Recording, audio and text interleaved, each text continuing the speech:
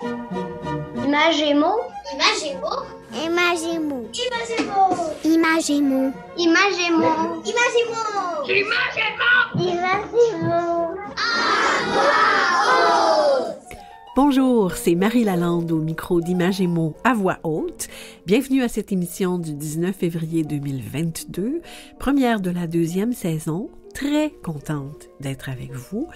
Au programme aujourd'hui, en première partie, à Dis-moi ce que tu lis, on reçoit Julie Poirier, enseignante en 5e année à l'École internationale Wilfrid Pelletier et ses élèves, Cilia, Malika, Aya et Dilina, qui vont nous parler de livres qui traitent du thème de la différence. Ensuite, je vous fais écouter une capsule de Raconte-moi une histoire réalisée par mes collègues Marie Barguirgian et Mathilde Routy. Elle nous présente l'album Le Fils de l'ours d'Isabelle Wlodarczyk et Minji Lee Diebold, publié par les éditions 2. Et en fin d'émission, dans un tout nouveau segment, les chroniques Coup de cœur des libraires, je reçois Laurence Letourneau-Pilon de la librairie jeunesse Le Sentier à Sainte-Adèle. C'est parti!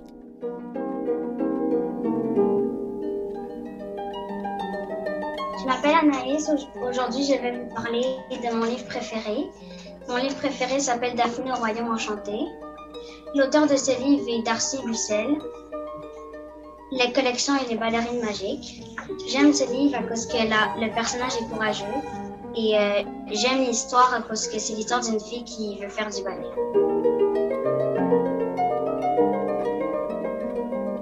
Je m'appelle Axel. Mon livre préféré est Que font les dragons quand ils ne crachent pas du feu. L'auteur et l'illustrateur sont Olivier Domas. Ça fait partie de la collection Les Craquants de Bilbo. J'aime ce livre parce qu'il est amusant.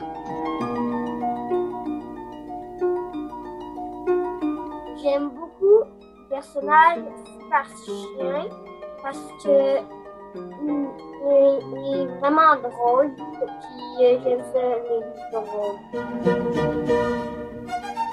Dis-moi ce que tu lis. Dis-moi ce que tu lis, c'est le moment privilégié de l'émission où on rencontre des gens qui lisent les livres jeunesse.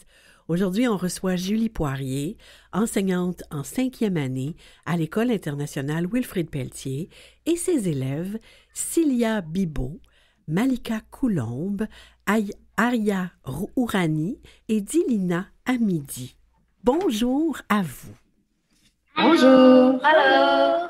Ah, Julie, on va se dire tu, parce qu'on se connaît, nous deux. Il faut savoir que Julie a enseigné à mes 2 garçons, qui sont des hommes maintenant. Ça fait déjà quelques années, Est-ce que tu peux nous parler rapidement, Julie, du fonctionnement de ta classe à l'École Wilfrid Pelletier et du module sur lequel vous avez travaillé et dont vous allez nous parler? Alors, l'École Wilfrid Pelletier est une école internationale dans laquelle on vise à développer des citoyens ouverts sur le monde et ayant une sensibilité internationale. Et on vit 6 modules de recherche par année, qui sont des espèces de gros projets. On essaie évidemment de faire des liens avec les matières scolaires du programme québécois. Et le premier module de l'année, c'était sur les différences. Et une des activités de ce module-là, ça s'appelle des histoires de différence. Et on utilise les albums jeunesse, dans le fond, pour exploiter cette thématique-là. Très bonne idée. Oui. Alors, et on en a aussi profité, au-delà de la thématique, pour travailler des aspects de la lecture du programme québécois. Les dimensions de la lecture. Donc, les élèves jusqu'en 4e année, ils ont surtout des questions de compréhension de texte, donc où les réponses se trouvent dans le texte, un peu d'inférence ou d'interprétation à partir d'indices. Et là, on les travaille davantage en début d'année pour qu'ils puissent réinvestir les 4 dimensions. Donc, il y a comprendre, interpréter, réagir quand on demande comment tu t'aurais réagi à la place du personnage, des choses comme ça, et des questions d'appréciation là, de différents éléments du texte. Donc, l'activité, j'ai commencé par présenter un album et j'ai modélisé, dans le fond, la tâche que les élèves allaient avoir à faire. Leur ai lu un album qui s'appelait Le Nouveau Pullover de Oliver Jeffers. Oui, qu'on aime beaucoup. Et ensemble, on a rempli un petit document qui touchait les 4 dimensions de la lecture. Et ensuite, j'ai présenté une douzaine d'albums aux élèves qui traitaient de différences. Et en équipe, ils en choisissaient un et faisaient le même travail de leur côté. Et présentaient ensuite à la classe, faisaient la lecture de l'album à la classe et présentaient, dans le fond, les réponses aux questions. Et donc, chaque équipe a eu à présenter le livre ensuite. Oui, le lire à la classe en montrant les images et tout ça, comme un professeur le fait assez... Et en parler. Et d'en parler après. OK.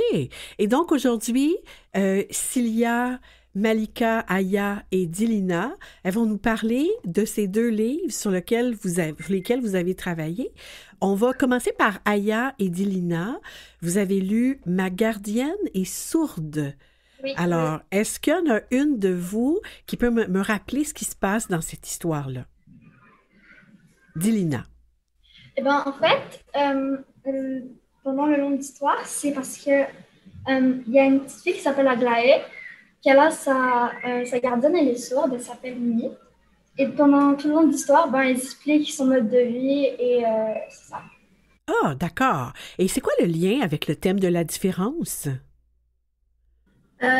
C'est que sa gardienne, vu qu'elle est sourde, elle a un mode de vie un petit peu différent. Ouais. Mais ça lui permet de faire les mêmes choses que nous, on peut faire. Et OK. Puis, dites-moi donc, dans cette histoire, il doit y avoir un moment que vous avez préféré. Donc, qu'est-ce que c'est le moment que vous avez préféré dans cette histoire? Moi, c'est à la fin, c'est un petit texte qui ne va pas vraiment résumer, mais tu peux nous le lire? Merci, Dilina.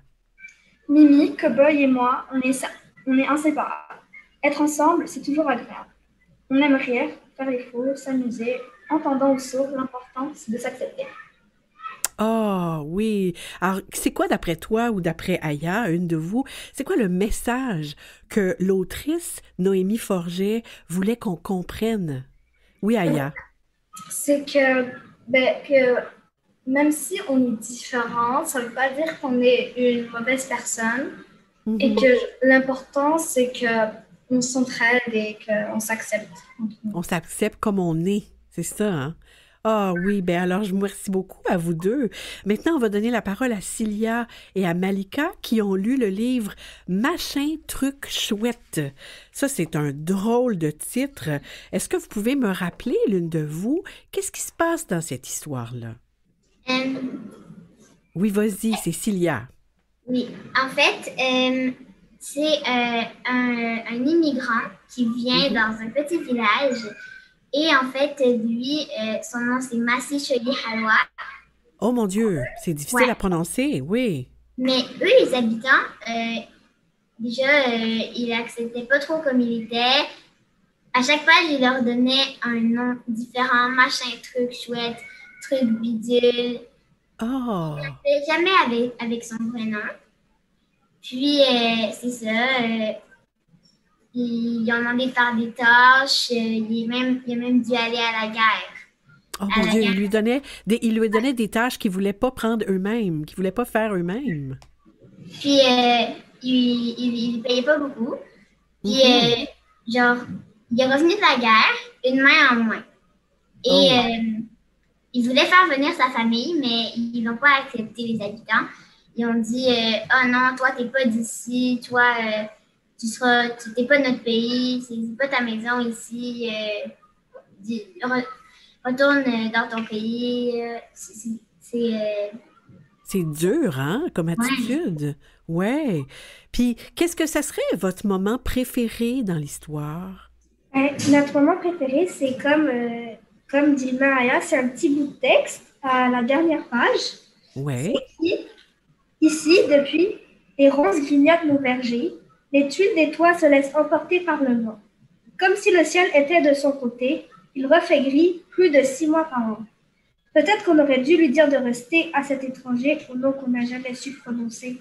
En fait, après qu'il lui aille exclu, il est parti tout simplement. Puis là, on dirait que c'est comme le karma qui était de son côté à Massi Choli Halwa. Et là, les habitants, ils regrettent. Ouais. C'est ça. Et qu'est-ce que c'est, d'après vous, le message que l'auteur, qui s'appelle Hubert Ben Ki-moon, voulait qu'on comprenne? Ben, en fait, je crois que c'est pas parce qu'il y a un nom bizarre ou il est différent qu'il n'a pas le droit de vivre comme les autres. Il n'a pas le droit de faire les mêmes choses que les autres. Ah, oui. Ah oui, c'est un beau message, hein? Ouais. Et en terminant, les filles, je vous pose une dernière question. Qu'est-ce que vous avez appris en lisant ces livres sur les êtres humains? C'est une bonne question, hein? Aya? Moi, je savais déjà que il fallait pas juger les personnes qui étaient différentes. Mais en lisant ces livres, j'ai déjà appris plus de formes de différence et aussi que il n'y a vraiment rien qui peut faire en sorte qu'un être humain différent est inférieur. C'est ça. Ça, c'est très important ce que tu dis, Aya. Cilia, est-ce que tu veux ajouter quelque chose? Oui. Donc, moi, je savais que les gens différents étaient égaux à nous. Tout le monde est peut-être différent à l'extérieur, mais à l'intérieur, on est tous presque pareils. Oui. Puis, dans ce livre, ça l'explique que quand même, les gens peuvent être quand même très méchants avec les gens qui sont différents. Ils peuvent ne pas l'accepter du tout, vraiment pas être ouverts d'esprit. Puis ça, c'est quand même rare que j'en vois sous mes yeux, mais là, je me suis rendu compte qu'il faut vraiment faire quelque chose pour changer ça. Donc, c'est une belle prise de conscience. Alors, c'est tout le temps qu'on a, mesdemoiselles. Vraiment, je vous remercie d'avoir pris ce temps-là pour nous parler de vos lectures. Merci à vous quatre. Merci Cilia, Malika, Dilina et Aya. Et merci Julie, surtout, d'avoir pris le temps pour cette entrevue. Merci de proposer aux enfants des lectures stimulantes qui les font apprendre et réfléchir. Merci beaucoup. Je vous dis au revoir. Au revoir! Bye, merci.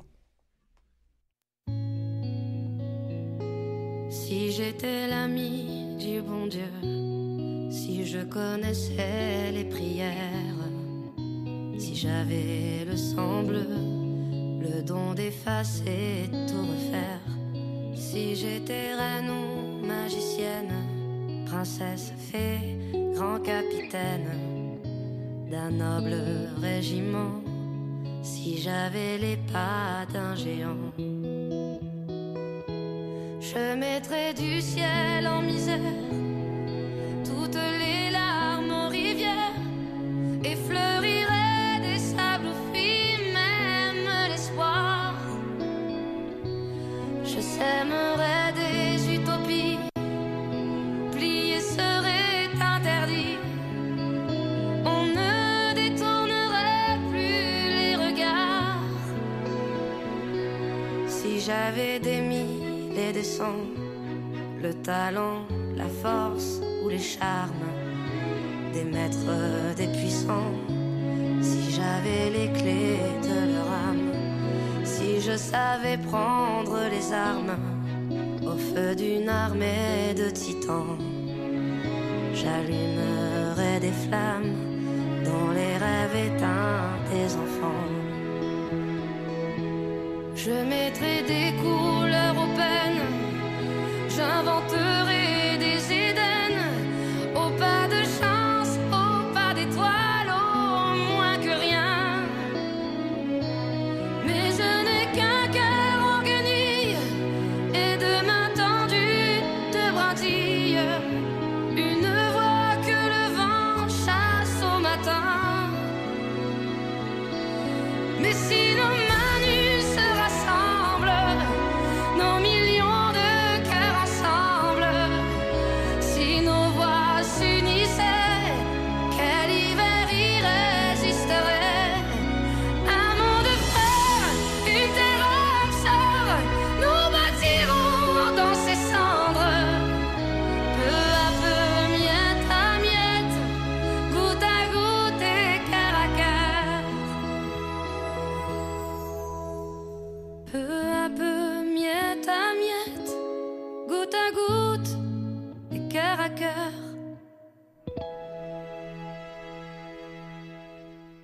On vient d'entendre la chanson « Si » interprétée par Zaz, chanson d'espoir de Jean-Jacques Goldman. Raconte-moi une histoire. Je vous présente maintenant le travail de mes collègues Marie Barguirdian et Mathilde Routy de On a tous besoin d'histoire. Dans leur manifeste, que vous pouvez télécharger gratuitement, on trouve des pistes de réflexion, des réponses à la question « Pourquoi a-t-on besoin d'histoire ?» et des actions concrètes pour que la littérature jeunesse devienne vraiment un enjeu prioritaire de notre société. On a tous besoin d'histoire vous propose notamment des chroniques littéraires sur des livres jeunesse, soit pour découvrir une nouveauté ou redécouvrir un classique. Et ici, à Images et mots à voix haute, je vous propose d'écouter l'une de ces capsules et de vous faire découvrir chaque fois des livres formidables. Aujourd'hui, on écoute Marie et Mathilde parler de l'album Le Fils de l'ours, l'histoire d'un orphelin, Hasard, et d'un ours, Nemo. Une histoire qui aborde les thèmes de la solitude, la famille, l'exclusion, l'amitié, la loyauté et le souvenir. C'est pour les petits et pour les plus grands aussi. On écoute. Le Fils de l'ours d'Isabelle Wlodarczyk, illustré par Minji Lee Diebold, est paru chez Deux en 2017. Et je crois que dans le panorama du livre québécois, c'est vraiment un livre majeur. S'il évoque la cruauté des hommes, ce que l'on retient surtout, c'est la puissance de l'amour entre deux êtres. Hasard n'était qu'un nouveau-né quand un inconnu le déposa devant la porte de l'orphelinat. Au fil des années, l'enfant rêva qu'un roi l'adopterait et l'emmènerait dans son grand palais. Mais personne ne vint le chercher. Ce n'est pas un roi qui adopte Hasard, mais un montreur d'ours qui l'emmène avec lui et lui apprend les rudiments du métier. L'ours s'appelle Nemo et immédiatement entre Hasard et l'ours, on sent la douceur d'une entente qui s'installe. Ils vont sur les chemins, tous les deux. Ils font des numéros aux villageois pour quelques piécettes. Le soir, ils s'endorment blottis pour se tenir chaud. Dans leur sommeil, Hasard rêve toujours d'un roi dont il serait le fils. Quant à Nemo, il songe plutôt à la grande forêt et à sa vie d'avant, à sa liberté, quoi. Et peu à peu, et c'est ce qui est très beau dans le récit, on sent que leur vie se rapproche de leurs rêves. Nemo, l'ours, devient un petit peu cette image paternelle tant recherchée par Hasard. Et ils deviennent alors indissociables. Et pourtant, voilà que tout bascule. Un jour qu'ils font leur numéro dans une ville au nom effrayant, on leur lance des pierres. L'ours doit être capturé sur ordre du roi. Il disparaît des yeux d'Hasard et perd sa liberté. Hasard cherchera son ami partout, puis décidera de ne plus parler au monde des hommes. Sa peau durcit, ses cheveux poussèrent longs et drus, il grogna. Il partit vivre dans les bois. Dans le palais de sa forêt, il devint roi des ours. Niché dans sa solitude, il devint fils de l'ours. C'est vraiment une histoire sur l'empreinte que laissent ceux qu'on aime et qu'il est impossible d'oublier, et cela grâce à notre puissance d'imaginaire. Mais l'histoire pose aussi la question de notre humanité versus notre animalité. Finalement, entre ces humains qui obéissent bêtement et cruellement aux ordres du roi et l'ours, qui est réellement l'animal sauvage? Puis il y a aussi toute cette question de la liberté, cette liberté que l'ours n'a jamais connue, mais qu'Hasard va gagner pour lui. Et en choisissant une vie errante, une vie qui se rapproche à celle d'un ours, il assume cette liberté tant chérie de son ami. Une liberté au prix de sa vie parmi les humains, grâce à l'imaginaire qui lui permet de survivre, puisque Nemo s'invite dans ses rêves et cela le rend heureux. Les dernières illustrations sont d'ailleurs de toute beauté. La peau de l'ours est protectrice d'Hasard, elle ne fait qu'un avec sa peau d'humain.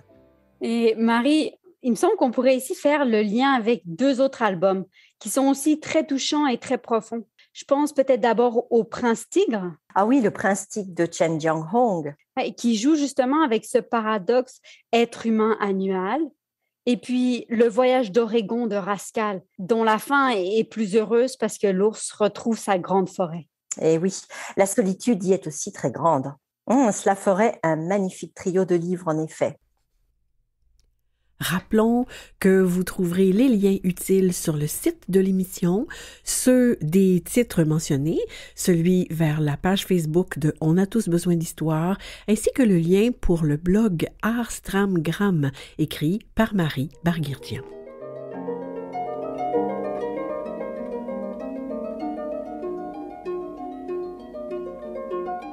Je m'appelle Morgane. Aujourd'hui, je vais vous parler de mon livre préféré. Le titre du livre est Chaton contre dinosaures. L'auteur est David Mourier.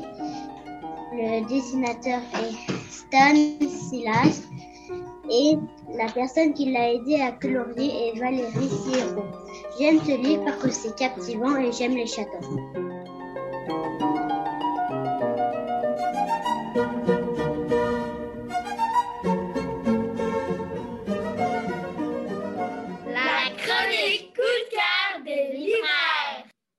Cette semaine, on débute un nouveau segment d'émission avec des chroniqueurs. Aujourd'hui, c'est Laurence Letourneau-Pilon, qui est propriétaire et libraire à la librairie jeunesse Le Sentier à Sainte-Adèle, qui brise la glace avec la chronique Coup de cœur des libraires. Bonjour Laurence. Bonjour Marie. Chère Laurence, c'est tout récent, n'est-ce pas, l'ouverture de votre librairie jeunesse à Sainte-Adèle avec votre partenaire Mélanie Giroux? Effectivement, la librairie Le Sentier a ouvert ses portes le 12 août dernier. Oh mon Dieu, c'est vraiment récent. Vous étiez enseignante, Laurence, vous êtes passionnée de littérature jeunesse et aujourd'hui, vous avez décidé de nous faire connaître des livres pour les plus grands en écho au thème de la diversité dont les élèves de la classe de Julie Poirier nous ont parlé en première partie d'émission. Vous nous proposez plus spécifiquement des livres jeunesse pour aborder l'éducation à la sexualité. Alors, on vous écoute. Oui, donc comme on le sait, le ministère de l'Éducation a créé en septembre 2018 le programme d'éducation à la sexualité pour le primaire et le secondaire. Oui. Puis, en fait, pour commencer, je tenais à vous présenter 2 documentaires pour aider les jeunes à mieux se connaître. C'est 2 ouvrages illustrés écrits par Mathilde Baudy et Tiffaine Dieu-Megard, des éditions de La Belle Étoile. Donc, on a le petit illustré de l'intimité de la vulve, du vagin, etc. Et le petit illustré de l'intimité du pénis et du scrotum. Donc, pour les filles et les garçons. Exactement. C'est des ouvrages qui expliquent l'anatomie des organes féminins et masculins, externes, internes. Souvent, on y connaît peu sur tout ce qui est interne. Puis ça fait vraiment à connaître son corps, puis aussi le lexique qui a trait à la sexualité. Puis les illustrations de Mathilde Baudy sont vraiment colorées, puis mettent vraiment de l'avant la diversité corporelle. Puis c'est vraiment un livre inclusif. Vraiment un beau coup de cœur. Ouais. Ensuite de ça, évidemment, on ne peut pas passer par-dessus l'acceptation de soi, qui est un réel enjeu à l'éducation à la sexualité pour avoir une éducation à la sexualité saine et authentique. Puis je vous propose en fait l'album Papier Bulle de Simon Boulris. Et en fait, l'histoire d'Hortense, une adolescente hémophile. Les illustrations d'Eve Patnaud sont vraiment hallucinantes. C'est un album qui aborde la féminité, la différence, l'acceptation de soi. Puis évidemment, avec une petite touche d'humour à la Simon Boulris, c'est vraiment une belle collaboration des 2. On va pas se le cacher, le passage à l'adolescence, ça apporte son lot de changements. Chez les filles, c'est les menstruations, c'est un moment, une étape importante de la puberté. Puis on se demande toujours un peu comment l'aborder, comment normaliser aussi le sujet. Une petite trouvaille vraiment adorable, la bande dessinée Les 28 jours de Nina, qui est écrite par Nadine Deschenaux et Chloé Bergeron, aborde les cycles menstruels, mais vraiment pas dans le documentaire, plutôt dans la fiction. Donc, l'autrice a réussi à dédramatiser puis expliquer les changements hormonaux qu'on va vivre et les montagnes russes d'émotions qu'apporte le cycle menstruel. Puis, dans la même lignée, pour continuer la suite, les 2 collaboratrices ont écrit les 2222 questions de Mila sur l'amour, qui est vraiment plus pour se questionner sur l'amitié, l'amour, puis notre orientation sexuelle. Une belle série jeunesse pour les 9 ans et plus. Ça, c'est bien, effectivement. Wow! Effectivement, oui. Bon, je peux pas passer par trouver un ouvrage, en fait, un roman pour un peu aussi déconstruire la société d'aujourd'hui. Là, Sophie Bienvenue a écrit, je ne sais pas si si vous l'avez lu, mais le roman La princesse qui voulait devenir générale. Je l'ai pas lu, celui-là. C'est vraiment un magnifique ouvrage qui aborde les stéréotypes, la question d'identité de genre avec simplicité, mais aussi beaucoup de profondeur. Donc, à travers ce roman-là, on va suivre, en fait, Emma, qui n'est pas une princesse comme les autres. Dans son royaume où son père gouverne, elle veut devenir générale, mais évidemment, lui, il n'est pas question qu'Emma assume un autre titre et fonction qu'être princesse. Okay. Donc, elle va refuser son triste sort, puis elle va décider, en fait, de faire preuve d'ingéniosité pour choisir son destin.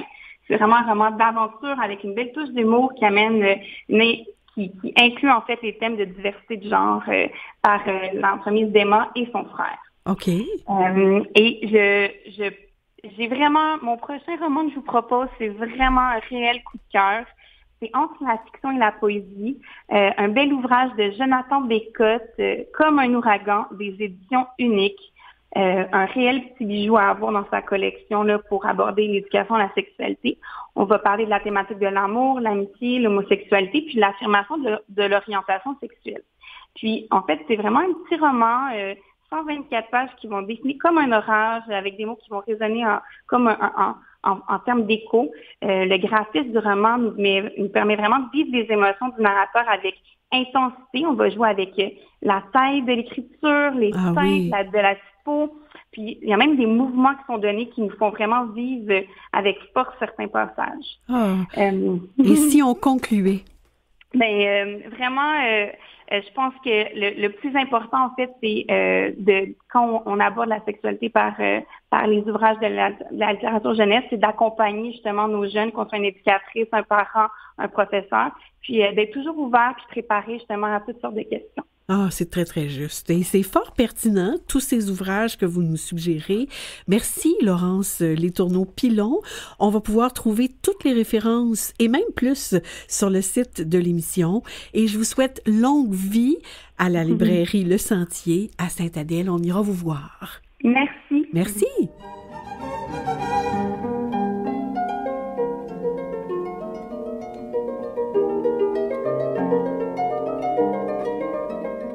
Ben voilà, c'est presque tout pour aujourd'hui. J'aimerais remercier les invités et collaborateurs d'aujourd'hui. Julie Poirier, enseignante en 5e année à l'École internationale Wilfrid Pelletier, et ses élèves Cilia Bibo, Malika Coulombe, Aya Ourani et Dilina Hamidi. Marie Barguirgian et Mathilde Routy pour leur chronique « Raconte-moi une histoire ». Laurence Letourneau-Pilon de la librairie jeunesse Le Sentier à Sainte-Adèle et Jean-Sébastien Laliberté en régie, coordonnateur du studio et metteur en ondes. Rappelons que vous pouvez retrouver les titres de tous les livres mentionnés aujourd'hui sur le site de l'émission, sur la page web de Canal M. Voilà, Images et mots à voix haute se termine ici pour cette semaine. À la semaine prochaine.